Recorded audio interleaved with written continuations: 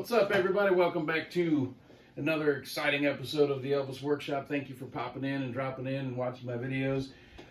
Today I want to talk mostly about the original Elvis album that came out when he first signed with RCA, simply titled Elvis Presley, and a little bit about the second album, just simply called Elvis.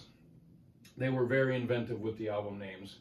So Elvis was on Sun Records, as you all know. If you're watching this, I'm sure you know that. And then his contract got bought out early by RCA, and then he was on the major label from an indie label. And so I was going to do this video later on in my series, but I had a huge score at the antique store, so I wanted to go ahead and bump this one up and do it now. So the first album that Elvis released, just as I said, called Elvis Presley, was unprecedented at the time. It spent 10 weeks in the #1 position, which had never been done before. It's been done since then, but this was the first time. And so it was a big deal at the time. And it was the first rock and roll album to top the Billboard charts, and especially for that long of a period. So the album is great, of course, and it was revolutionary for rock and roll. The thing that kills me about it is, you know, much like the Elvis Is Back album and other similar albums, all the hit singles don't appear on the album. And that's just the way that they did it. But the record sales at the time were dominated by singles, by 45s, like the Hound Dog, Don't Be Cruel A and B side over there, which was record breaking at the time. And so the album itself, I wouldn't say it's leftovers, because it's not, but it wasn't the heavy hitting singles. And so I just wanted to kind of go over them real quick. This will be probably a short video. This is one of the most iconic artwork albums in Elvis's career, and it's been copied by other bands. London Calling did a copy of it. It's well known. There's been t-shirts that have come out with this same print with the pink and the green. And the shot of Elvis, I believe, was taken in Florida, South Florida, if I recall properly. I could be wrong on that. I'm sure somebody will point it out. And but it's a cool shot of a very young Elvis just singing his heart out. It's one of my favorite album covers. And this particular album, it says "Not for Sale" promotional on the back, was again part of the Felton Jarvis collection. I have several of Felton's records. After Elvis passed away, a year later in 1978, RCA presented everybody that was very close to Elvis and his catalog with a complete set of records that Elvis had released during his lifetime.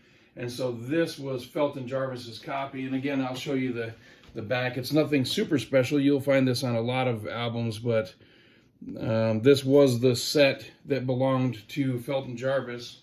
And I don't have the whole set, but I do have quite a few pieces, and this is one. So this is pretty special to me because it was Elvis's first album on RCA, and though Felton obviously had nothing to do with it, he later went on to produce Elvis on many albums and was very influential on his career, recording career, later in life. So this is a pretty cool piece to me personally. So I have Felton's version, or Felton's copy of the Elvis Presley album.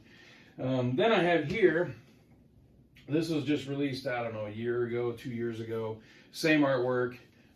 This is a 180 gram colored vinyl. It's bright green. It's reflective of the bright green on the front cover. Sounds the same, everything's the same. This is a public domain release.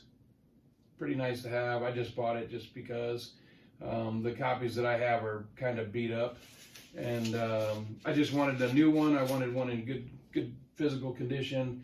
The back cover is different. It's completely different than the original. But and it does have a hype sticker on it talking about the bright green vinyl. So I'm going to move ahead for a second to this section over here and then come back to this. This is his Master's Voice release, the Teenage Rage This is pretty cool. This is, again, a public domain release. Pretty cool. I like the artwork on it. That's from the photo shoot that Elvis did. It wasn't an actual recording session, but they did a photo shoot with him early in his RCA contract.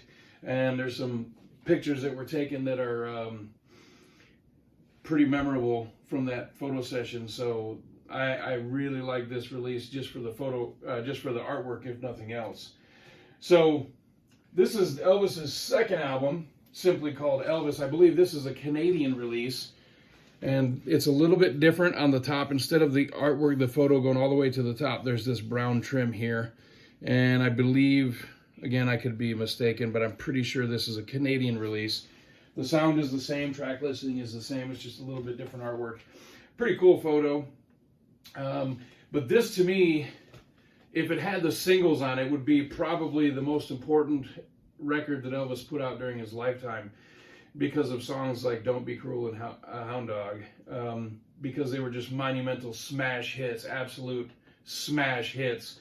But again, this is the record, the LP, does not contain the singles. I just wish they would have put the singles on there, but they didn't. So this would be one of the biggest singles of all time. This is an original. It's kind of torn up.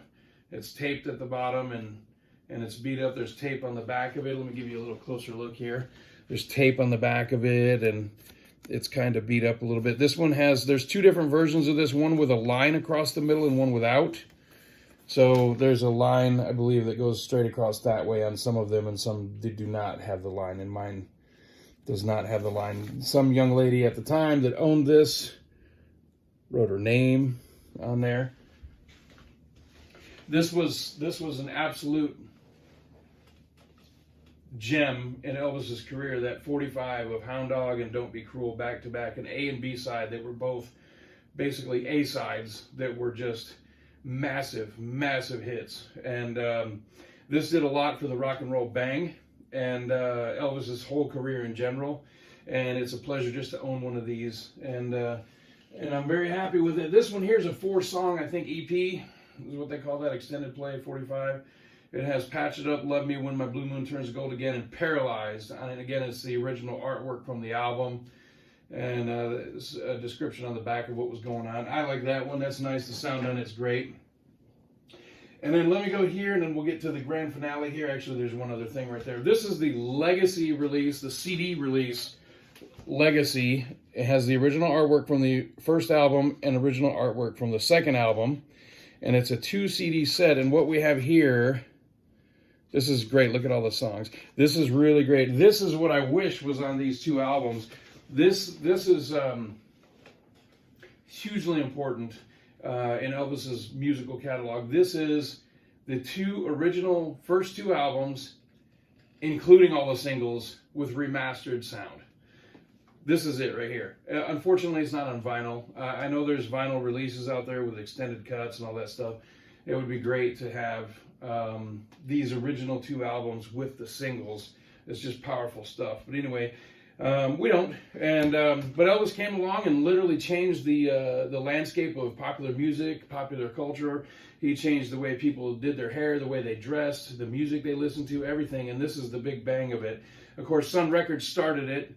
And RCA, you know, the early stuff, they tried to recreate the Sun sound and they couldn't quite get it right. And so some of the songs have a lot too much echo.